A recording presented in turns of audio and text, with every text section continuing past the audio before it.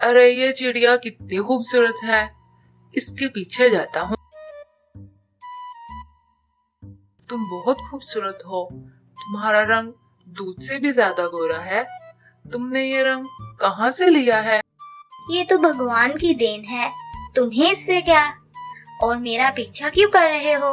चलो भागो यहाँ से, कालू कहीं का। कालू कौवे को चिड़िया का ये ताना बहुत बुरा लगा। अब कालू कौवा मन ही मन में गोरा होने के लिए कोई उपाय सोचने लगता है।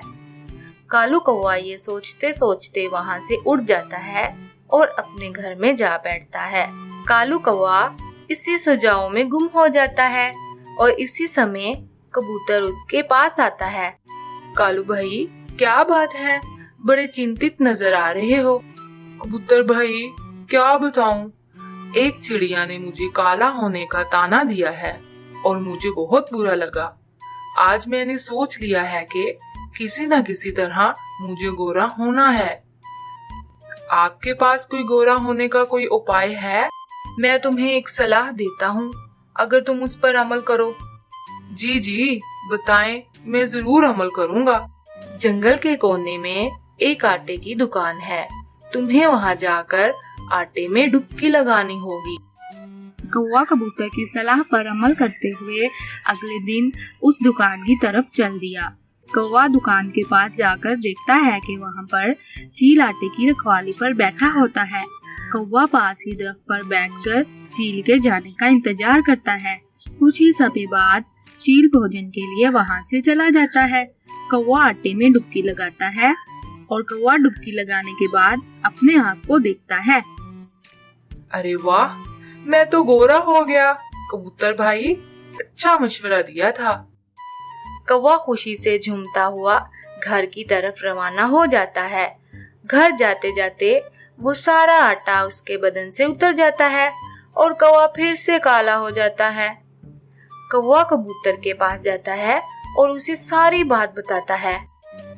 अरे भाई, इस दफा मेरी सलाह से डॉक्टर तोताराम के पास जाओ, वो जरूर उसका कोई उपाय बताएंगे। ठीक है, अभी मैं थक चुका हूँ, कल जाऊंगा।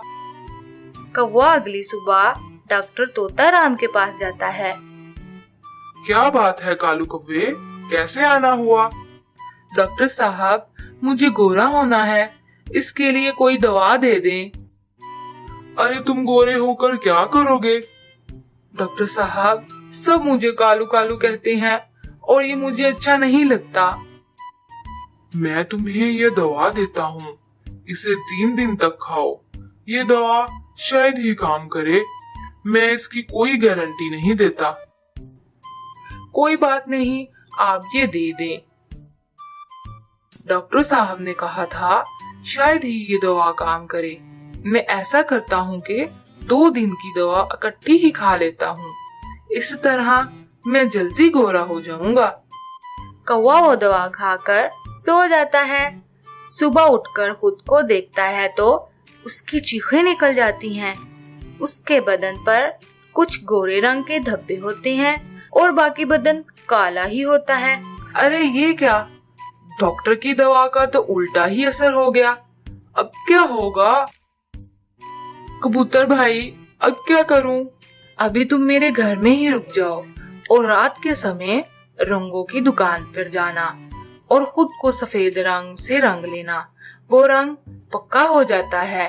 कालू रात के समय रंगों की दुकान के लिए रवाना हो जाता है। वो खुद को रंग में डुबो लेता है और जब डुबकी लगाने के बाद खुद को देखता है तो खुद को सफेद पाकर बहुत खुश होता है।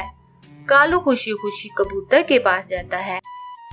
यार, तुम मेरे सबसे बेहतरीन दोस्त हो, तुम्हारी सलाह से मैं गोरा हो गया। कालू कौवे को देखकर सारे पक्षी हैरान रह जाते हैं। कालू कौवा बहुत खुश होता है, मगर वो रंग कब तक टिकता? वो रंग आहिस्ता आहिस्ता उतरना शुरू हो जाता है। अब कुछ रंग कालू कौवे के जिस्म पर रह जाता है और सभी पक्षी उसका मजाक उड़ाते हैं और हंसते हैं। अब कालू कौवे को एहसास होता है कि जो चीज कुदरत ने हमारे लिए मुकर्रर की है वो हमारे पास हमेशा रहने वाली है। तो दोस्तों, आज की इस कहानी से हमें ये सबक मिलता है कि भगवान की दी हुई अच्छी या बुरी चीज से खुश रहना चाहिए और नाशुक्री नहीं करनी चाहिए।